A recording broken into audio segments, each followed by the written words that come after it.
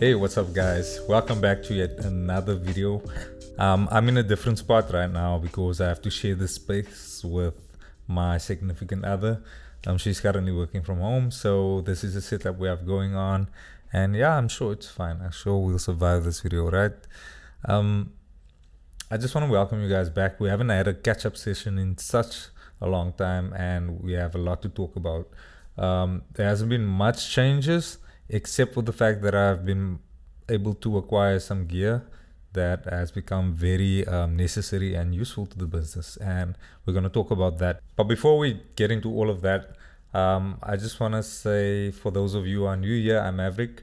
I'm a photographer and a filmmaker from Port Elizabeth, South Africa, and welcome to the channel. If you guys do like to see videos regarding photography and videography and maybe just the gear in that industry, consider subscribing and I'll make lots more of these. For those of you who are the OGs and who keep coming back to my videos, I want to thank you. And as always, you know what to do. If you do like this video, actually like the video. It really helps me. Okay, back to the gear. So there's been a demand on me to do a lot of video work lately, and because of that I had to get some more gear that accommodates that demand.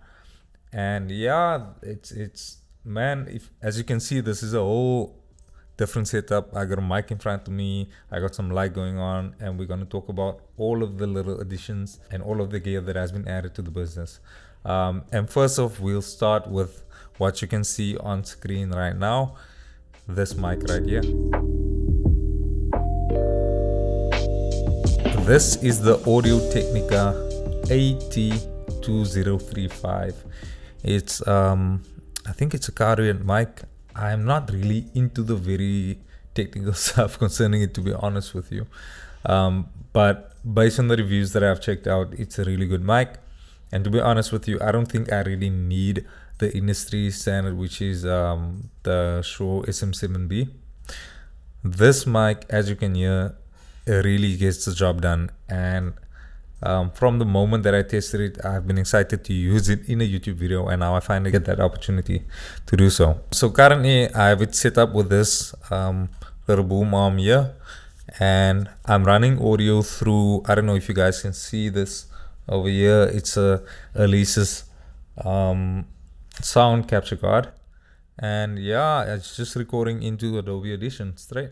I really like what I've been able to produce through the mic. I think it will really help me take my videos up a notch.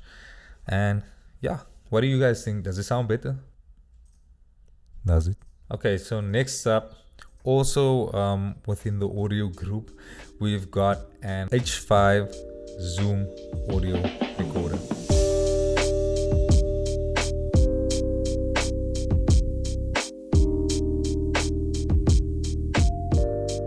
So for those of you who aren't familiar with the Zoom brand, they are really reputable brand when it comes to field recorders. They are used globally and with good reason. They are very efficient at what they do, and the technology is just amazing.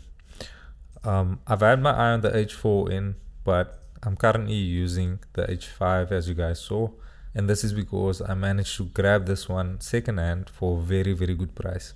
I think it's less than half of what it retails for. I think it retails for around 6, and I picked it up for like 2,500 rand. And it's pretty much in great condition. It's almost like it's never been used. I'm actually using it as a fail-safe as we speak. So I'm recording both into Audition and into the Zoom using its stereo capture. The only problem with that is it might pick up some of the ambient noises going on. Currently my wife is typing in the background, so that might come through. Yeah, and there's cars that passes the house every now and then. So but it does do an excellent job. I needed it for more on location video and audio capturing, so it came in really handy, especially with the phantom power that could power up some shotgun mics and also handheld mics that I used with it before. I really have nothing negative to say about it at this stage. It's just a really, really good product. If you guys do want me to do a more in-depth review of it, just shout, leave something in the comments, and if you're interested, I'll go ahead and make that video for you. This next piece of gear I want to show you, it's something that has added a lot more convenience to my post-processing. So I always had an issue with footage and with the film or photos filling up my computer space. So I had to get a really good SSD.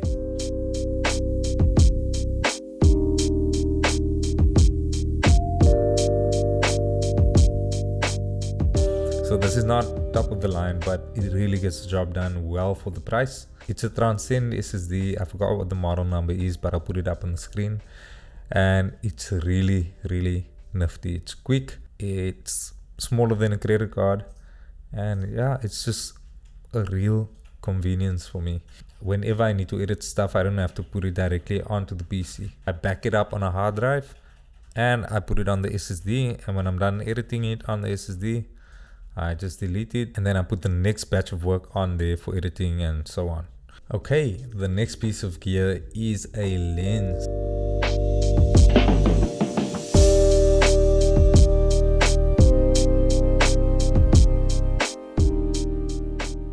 I picked up a Tamron 70-200 G2. It's the reviews of this lens, even in comparison with the native Nikon version, it's just amazing. I think the only thing that the Nikon has over it is the fact that it, I won't say crops in a little bit further, but Nikon at 200mm and Tamron at 200mm is not the same. The Nikon has a bit more reach, but other than that, when it comes to autofocusing speed, when it comes to the stabilization, it's pretty much on par with the Nikon version, but it comes in at a much smaller price tag. So I was so glad to pick this one up because it really helps me just get a little bit more reach whenever I do weddings or whenever I do corporate functions or events, and it just helps me become a little less intrusive, so I don't really have to move right to the front whenever I need to get a certain shot.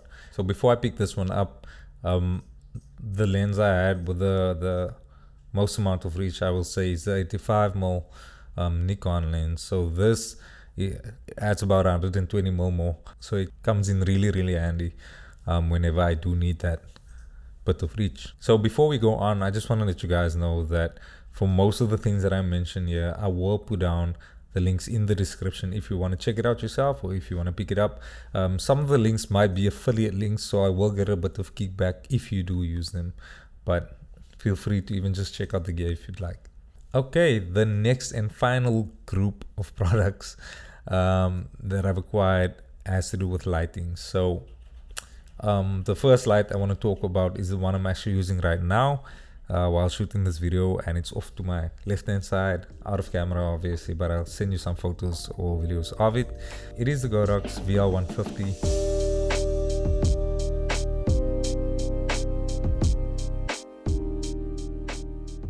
It's a light I purchased first for photography, even though it's a continuous light, but I bought this one because I wanted to use it for video as well. I didn't want to rely on the window light that's coming in our little place here. Even though it's very nice, it is inconsistent, and that's the kind of thing I wanted to avoid. So this light, as the name kind of hints, it's a 150 watt light. It's not the strongest in the range. I think it goes up to 300 watt, but I figured that this one is good enough for me given the setting that I'm in.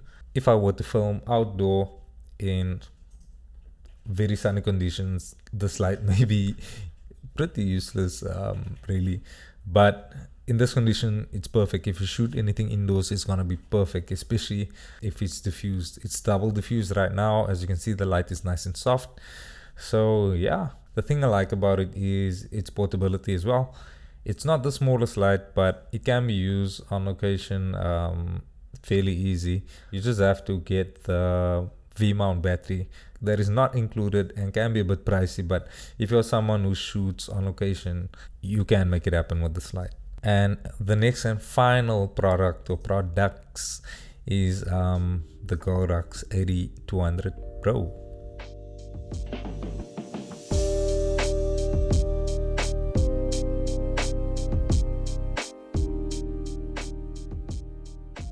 So the first set of lights I bought were two TT685L speed lights, and they served me well until the demand kind of rose. So now I need something more, and I was in between the 8200 Pro or the two 8200 Pros and one 8400 Pro, but I figured it's better to have two lights than have one. I won't always need a light as strong as the 8400 Pro, but if I do need that kind of output, I can just pair the two 8200 Pros up with the bracket that I bought with it. I think it's the ADB2 bracket. Let's see.